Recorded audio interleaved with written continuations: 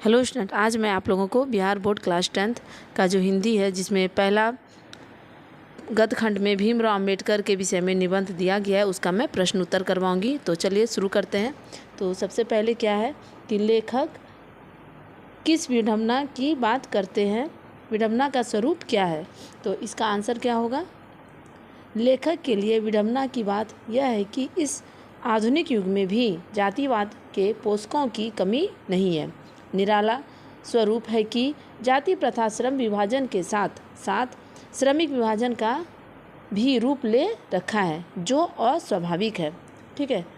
और दूसरा प्रश्न क्या है, जातिवाद के पोषक उसके पक्ष में क्या तर्क देते हैं। ठीक है। तो इसका आंसर क्या हो जाएगा, इसका आंसर होगा जातिवाद के पोषक इस आधुनिक समाज में कार्य कुशलता के लिए श्रम विभाजन को आवश्यक मानते हैं। कहते हैं कि जाति प्रथा भी श्रम विभाजन का दूसरा रूप है, इसलिए इसमें कोई बुराई नहीं है। चलिए तीसरा प्रश्न क्या है।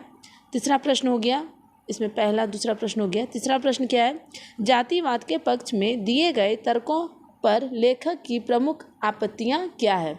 तो इसका आंसर क्या हो जाएगा, इसका आंसर होगा जातिवाद के पक्ष में दिए गए तर्कों में लेखक की आपत्ति यह है कि जाति प्रथा श्रम विभाजन के साथ साथ लोगों का भी विभाजन करता है। श्रम विभाजन निश्चय ही साथ समाज की आवश्यकता है, परंतु किसी सभ्य समाज में कार्य के साथ साथ लोगों का विभाजन सही नहीं है। ठीक है।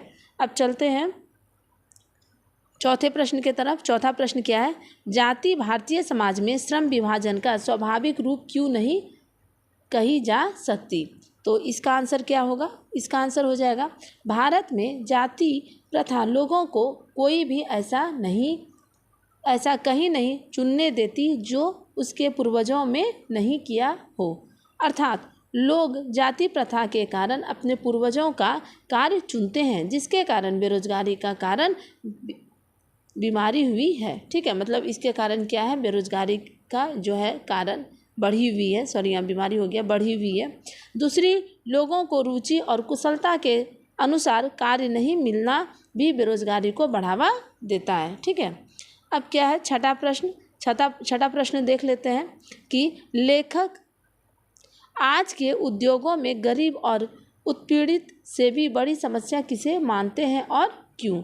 तो क्या होगा, लेखक आज के उद्योगों में गरीबी और उत्पीड़न से भी बड़ी समस्या जाति प्रथा को मानते हैं। जाति प्रथा के कारण पेशा चुनने में स्वतंत्रता नहीं होती है, मनुष्य की व्यक्ति भावना तथा रुचि का कोई स्थान नहीं है। ठीक है। तो ये हो गया इसका आंसर।